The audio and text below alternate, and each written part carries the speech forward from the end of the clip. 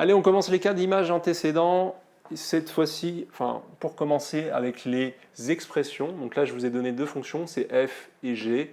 f de x est égal à 4x plus 1, g de x est égal à moins de x. Et on nous demande quoi? L'image de 3 par la fonction f et g. Donc il y a deux fonctions à faire. Je vous ai remis ici, donc là, ça fait référence à quel chapitre? Le chapitre sur les fonctions.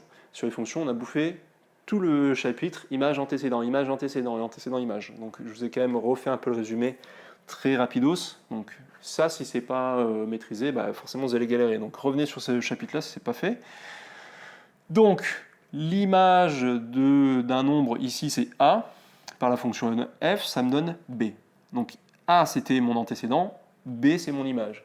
Ok, donc dans une fonction, on met toujours un nombre et ça nous en sort un deuxième nombre. Donc il y a une entrée et sortie. L'entrée, c'est l'antécédent. La sortie, c'est l'image. Donc graphiquement, je ne vais pas m'attarder parce qu'on va faire, c'est l'objet des vidéos qui vont suivre après le cas d'image et antécédent avec les expressions algébriques. On va faire ça graphiquement. Donc attardons-nous plutôt sur cette partie-là. Donc le piège dans ces énoncés, c'est de se dire c'est quoi ce nombre? Est-ce que c'est l'image ou c'est l'antécédent? Parce qu'on cherche quoi? Donc il faut vraiment que vous sélectionnez dans votre énoncé qu'est-ce qu'on nous demande. On nous demande quoi ici? L'image. L'image de 3 par la fonction f et g. Donc là, c'est juste qu'on a deux cas de figure.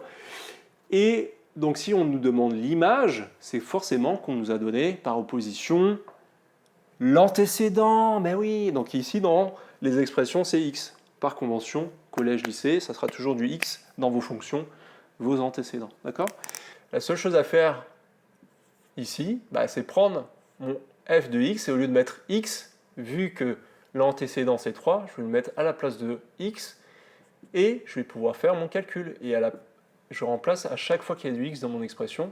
Et comme c'est une fonction affine, j'ai qu'une seule fois un x. Donc ça me fait 4 fois 3 plus 1. Ça va, c'est du calcul pas trop complicado normalement. 4 fois 3, 12, plus 1, ça me fait 13. Donc j'ai f de 3 égale 13. Donc 13 est l'image de 3 par la fonction f. C'est une autre façon de le faire. Faisons la même chose avec g. G, vous aurez reconnu la petite fonction affine. Ici, j'ai du ax plus b. Là, j'ai juste du ax. Donc c'est une fonction linéaire. C'est une fonction affine tout de même, mais plus simple. Donc g de... c'était 3 et aussi ici. C'est le même antécédent. Donc j'ai moins 2 fois 3. Calcul encore plus simple. Moins 6, d'accord? Moins 2. J'ai le moins fois un plus, ça me fait moins. 2 fois 3, ça me fait 6. Pas plus de piège que ça. Et voilà, encadrez votre résultat. Faites une phrase, parce que là, il faut répondre quand même à l'énoncé. C'est toujours quand vous rédigez, il faut se dire à quoi je dois répondre. Donc là, c'est la phrase qu'il faudrait faire, c'est l'image de 3 par la fonction g et moins 6. Et vous faites la même chose pour le f tout à l'heure. Et puis voilà, vraiment, vous avez tous les points.